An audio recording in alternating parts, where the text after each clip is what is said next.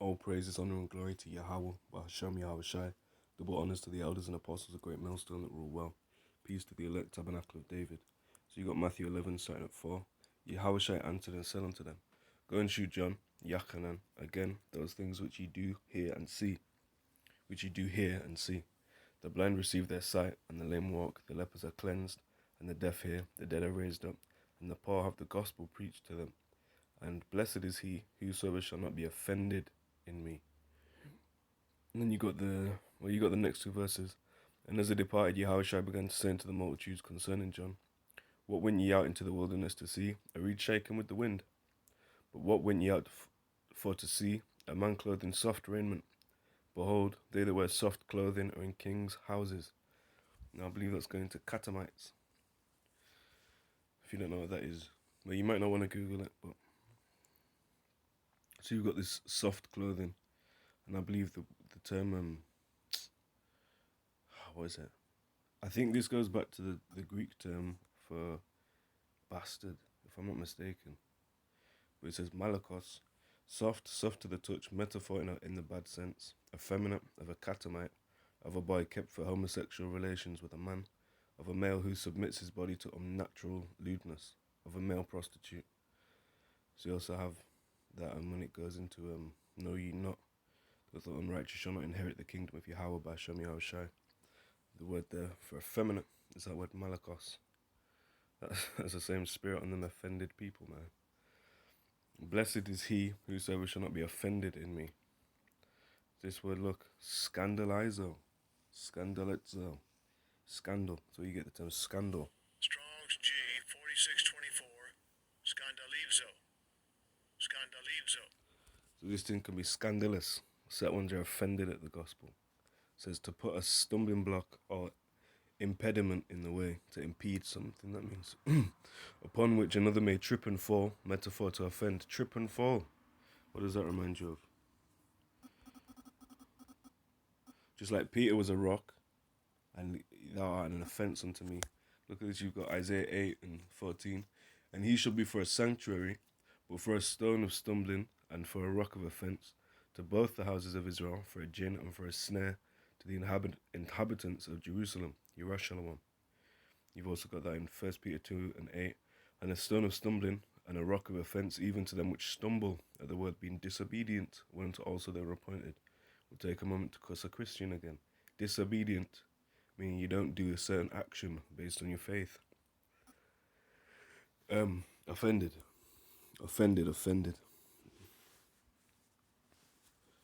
Scandalous.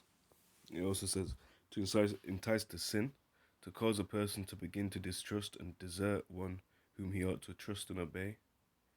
Hayai. You ought to trust and obey Yahawah, bahasham, Yahawashi. But certain things have been laid as a stumbling block, a snare and a gin, to cause a person, I've read that, to cause to fall away, and there must be a falling away.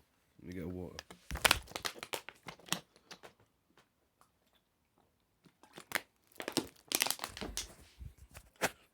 So to cause to fall away, to be offended in one, i.e., to see in another what I disapprove of and what hinders me from acknowledging his authority. That's deep. To cause one to judge unfavorably or unjustly of another.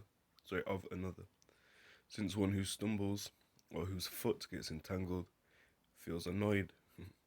To cause one displeasure at a thing, to make indignant, to be displeased, indignant. Now, I want to hear all these words for offended. Then, in fact, let me get ashamed of the gospel first. You got Romans. Yeah, we'll do that. Romans 1 and 16. It says, or where should we start? We'll start at Romans 1 and 13. Now I would not have you ignorant, brethren, meaning to be ignorant, to not have the knowledge of it, that oftentimes I purposed to come unto you, but was let hitherto, that I might have some fruit among you also, even as among other Gentiles. See, brother, Gentiles, brother. When you fly up, Romans 1 and 7 tells you that they're saints, called to be beloved. Now Esau is who else would dwell in Rome, innit? Or who you usually think when you say Gentiles in Rome. Well, they're called to be saints. Psalm 50 and 5. Psalm 140, what is it? Yeah, Psalm 148 and 14 tells you about even the children of Israel as saints. So back to Romans 1 and 13. Even as among other Gentiles, I am debtor both to the Greeks and to the barbarians, both to the wise and to the unwise. A debtor to both the Greeks, which is this word, Hellene. So you have two words, you have Hellene and Hellenistes. One is Hellene, it says, in a wider sense, the name embraces all nations, not Jews, that made the language, customs, and learning of the Greeks their own. So these would be people discontinued from their heritage on a Greek man level. You have Hellenikos, which just means someone that speaks Greek, if I'm not mistaken. Well, no, the Greek tongue. Yeah, the speaking of Greek. Then you have Hellenis, which is a Greek woman. Then you have Hellenistes, which says you have B. It says here, used in the NT, meaning the writings from Matthew to Revelation, used in the NT of Jews, really Israelites, born in foreign lands and speaking Greek. So they still knew they were Israelite. They still kept the custom, but they were speaking Greek. Like you have Timothy's father was actually a Hellene because he was discontinued, but his mother was a Jewess. The barbarians as well. Let's go into that. And you have this word barbarians, barbaros, one whose speech is rude in speech. It says rough and harsh, one who speaks a foreign or strange language which is not understood by another, used by Greeks of any foreigner ignorant of the Greek language, with a mental or moral, with the added notion after the Persian War of rudeness and brutality. The word used in the NT without the idea of reproachfulness. So you basically it means someone that's unlearned, especially in the Greek secular sort of. It's like when we say rude in speech and idiotes. You see this? We got all of them there. It says, I shall speak as a barbarian, meaning what not to speak with great knowledge and wisdom like that. Sorry, not necessarily wisdom, but knowledge and wisdom in how you articulate yourself and how you're actually using the words. And that can cause many to be offended. Let's get rude in speech, then we'll go back to Romans 1. 2 Corinthians 11 and 6. But though I be rude in speech, yet not in knowledge, but we be made thoroughly manifest among you in all things. So you can be rude in speech, meaning the knowledge of the language. The word actually goes back to idiot. But so you can be rude in the knowledge of the language and how to use the right words and use all these fancy terms that Christian scholars like to use. Let me just get water. I sneeze or both.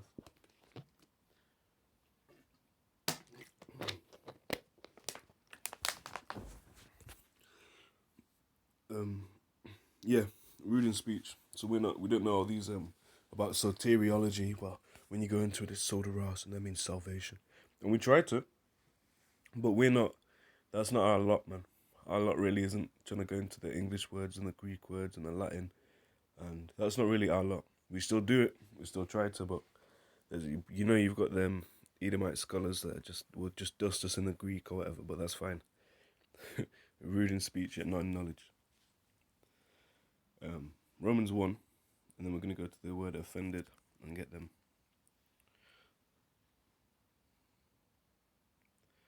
So we read that, both to the wise and to the unwise. So as much as is in me, I am ready to preach the gospel to you that are at Rome also. For I am not ashamed of the gospel, for it is the power of Yahawah, bahasham, Yahawashi, unto salvation to everyone that believeth, to the Jew first, and also to the Greek.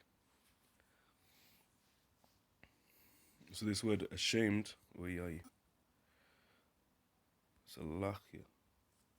this word ashamed, I'm not gonna try to pronounce it. You can listen to my man do it. Strong's G, 1870. Ebaz humarai. So you can see literally it's just the word ashamed, and it's a compound word of. Click that. It's a preposition, and disfigured, dishonor, and they use it. It just means to be ashamed. He's not ashamed, and to be offended and ashamed, they have certain overlaps and crossovers there. Did I say Yeah, we do this first. Because we were going to go to that parable, but I'm sure it'll come up. Alright, now we're going to hit all these. I think I read all of them. Alright. Now Matthew 5 and 29 and 30. And if thy right eye offend thee, pluck it out and cast it from thee, for it is profitable for thee that one of thy members should perish, and not that thy whole body should be cast into hell. And if thy right hand offend thee, cut it off and cast it from thee, for it is profitable for thee that one of thy members should perish, and not that thy whole body should be cast into hell. And why is that? That would go into this. Galatians 5 and 9. Because if you've got a body, Galatians 5 and 9, a little leaven leaveneth the whole lump. A little leaven leaveneth the whole lump. Break that down.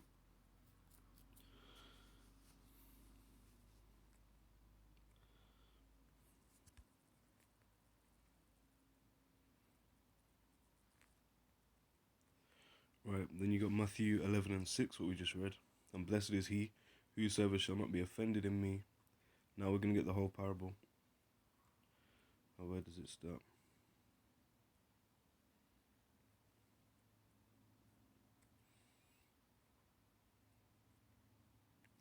Right, Matthew 13 and 3. And he spake many things unto them in parables, saying, Behold, a sower went forth to sow, and when he sowed, some seeds fell by the wayside, and the fowls came and devoured them up.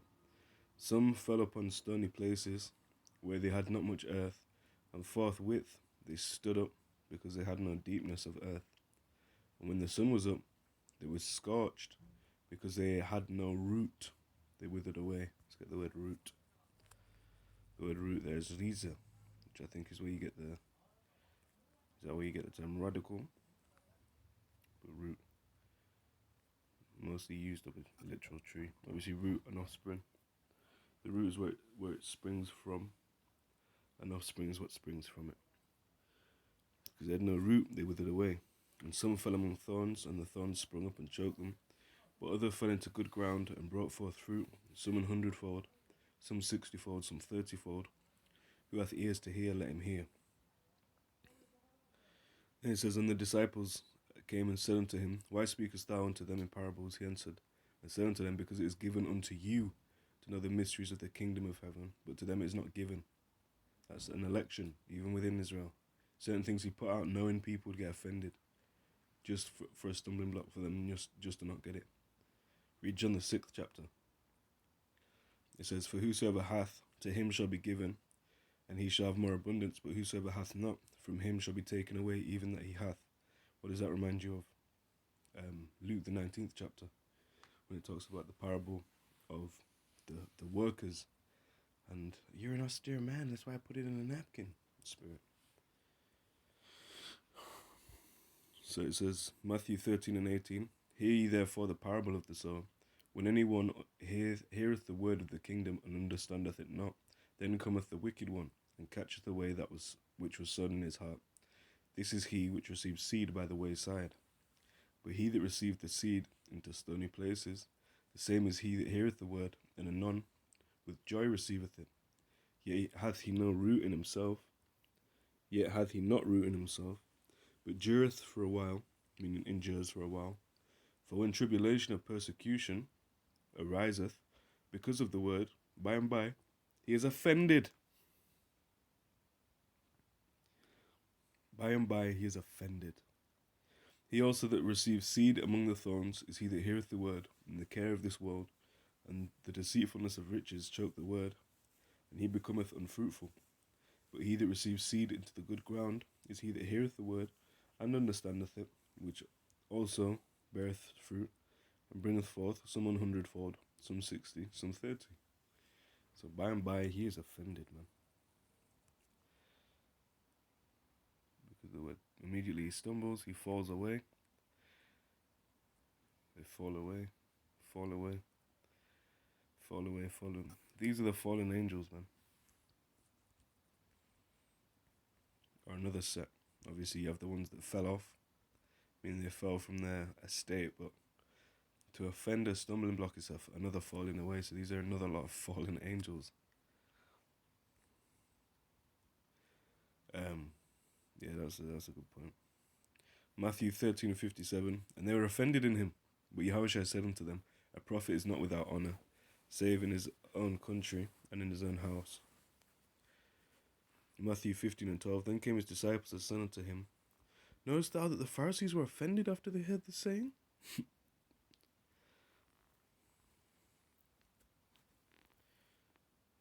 Yeah, let's get this in context. Matthew 17, starting at like, yeah, let's start at 24.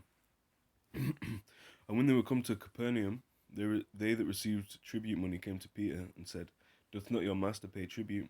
He saith, yes. When he was coming to the house, Yahawashi prevented him, saying, what thinkest thou, Simon? Of whom do the kings of the earth take custom or tribute? Of their own children, or of strangers? Peter saith unto him, of strangers. Yahawashi saith unto him, then are the children free. Notwithstanding, lest we should offend them, go thou to the sea, cast an hook, and take up the fish that first cometh up, and when thou hast opened his mouth, thou shalt find a piece of money. Take, and give unto them for me and thee. No, I believe it's... Yeah. So, start Matthew 18, start 1. At the same time came the disciples unto Yahawashi, saying, who is the greatest in the kingdom of heaven? And Yahawashi called a little child unto him, and set him in the midst of them, and said, verily I say unto you, except you become converted, and become as little children, ye shall not enter into the kingdom of heaven. Whosoever therefore shall humble himself as this little child, the same is greatest in the kingdom of heaven. And whoso shall receive one such little child in my name receiveth me. Now the key point is verse 6. We could keep reading to 7. But whoso shall offend one of these little ones which believe in me, it were better for him that a millstone were hanged about his neck, and that he were drowned in the depth of the sea. Woe unto the world because of offences, for it must needs be that offences come, but woe to the man by whom the offence cometh. And this offence, scandalon. So this has got a few still. Things all that offend. Thou art an offence. That's what I was talking about earlier. A rock of offence. Peter means rock, and he was an offence at one point. So offences. Yeah, there we are as well. Romans 9. I can't read Arabic numerals. You think that English numbers are Arabic numerals? Non-Arab. Contrary to popular belief. Romans 9:33. As it is written, behold, I lay in Zion a stumbling block, a stumbling stone, and rock of offence, and whosoever believeth on him shall not be ashamed, i.e., shall not be offended. I'm not planning to read all these, but just show them on screen. But I am planning to read all of these ones. This one. Alright. So got that. Matthew 18. I think we've hit that in Matthew 5. Matthew 24:10. And then shall many be offended, and shall betray one another, and shall hate one another. Coming into this last day, many shall be offended, and shall betray one another, sell you out, and shall hate one another. Their love shall wax cold. Matthew 26:31. Then said Yahawashi unto them, all ye shall be offended because of me this night, for it is written, I will smite the shepherd, and the sheep of the flock shall be scattered abroad. That's why we're known as sheep, because we're easily led. Israel's very easily led. And that's why he's known as the good shepherd, and we're known as that flock. Matthew 26:33. Peter answered and said unto him, that all men shall be offended because of thee, yet will I never be offended. And what's that? That's a lesson in James 4:15.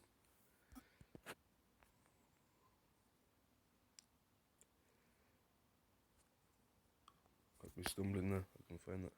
James 4:15. For that ye ought to say, if the Lord will, we shall live and do this or that. Because was Peter offended? Did he deny Yahawashi 3 times?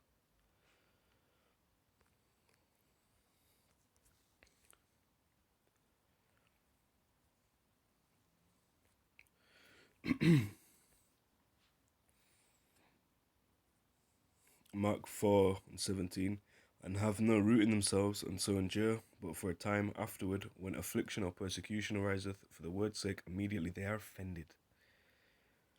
Mark 6:3, is not this the carpenter, the son of Mary, the brother of James and Joseph, and of Judah and Simon?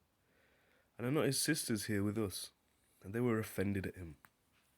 Mark 9:42, I can't read numerals, as you can tell.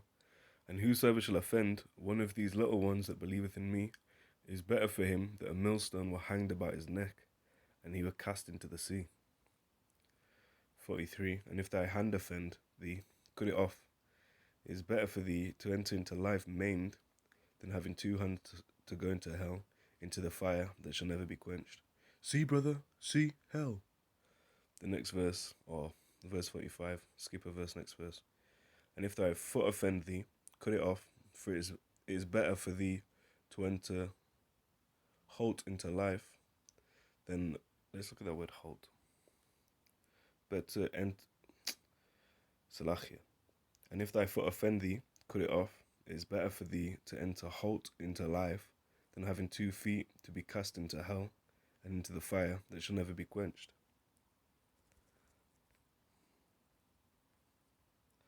Halt, cholos, lame. Halt, I never heard that word. I have not heard that word. Salachia, sometimes this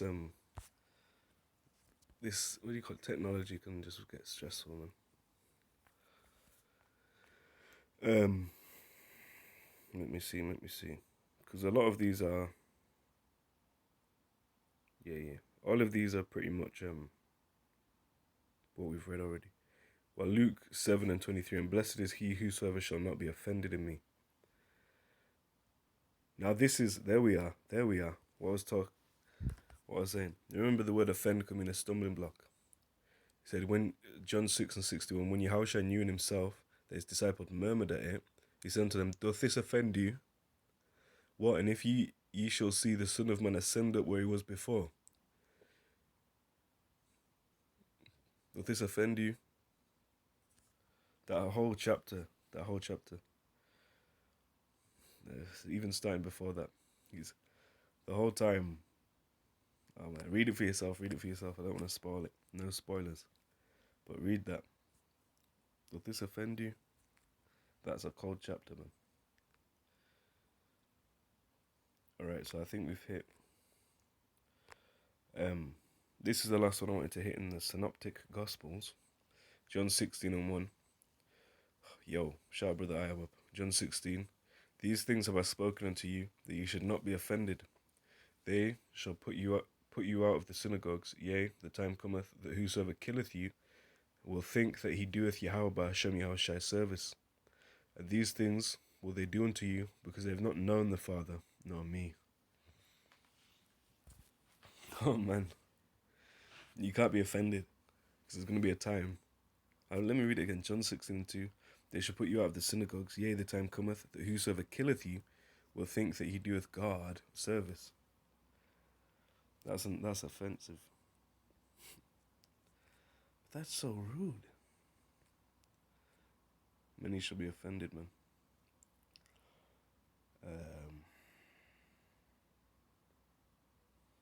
In fact, I'll leave them epistles. So, blessed is he that shall not be offended. Not be offended. Peace to the elect house of David. Double honors to the elders and apostles that rule well, giving all praises, honor, and glory to Yahawah, bahasham, Yahawashi.